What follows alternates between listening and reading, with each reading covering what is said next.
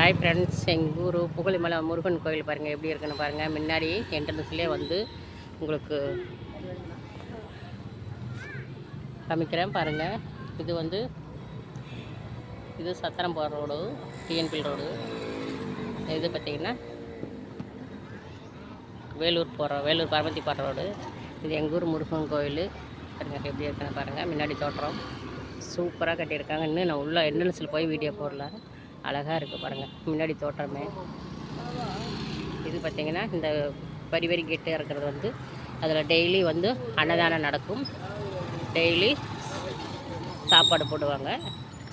அப்புறம் நம்ம இதில் போய் இந்த கேட்டில் போய் பாருங்கள், அதான் ஒருத்தர் போயிட்டுருக்கிறாரு பாருங்கள்.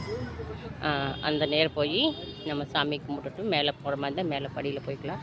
மேலே தான் போயிட்டுருக்குறாங்க பாருங்கள், மலை மேலே.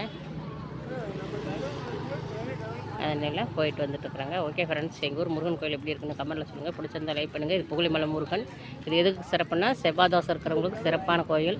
செவ்வாதோசம் இருந்து கல்யாணம் ஆகலைன்னா இந்த முருகன் கோயிலுக்கு வந்து சாமி கும்பிட்டாங்கன்னா கண்டிப்பாக செவ்வாதோசம் நிவார்த்தனையாக சீக்கிரம் கல்யாணம் ஆகலைங்கன்னு ஒரு ஐதீகம் இருக்குது. அதனால் யார் செவ்வாதோசம் இருக்கிறவங்களோ அவங்க வந்து இந்த கோயிலில் வந்து கும்பிட்டு போங்க. கண்டிப்பாக உங்களுக்கு கல்யாணம் சீக்கிரம் நடந்துடும்.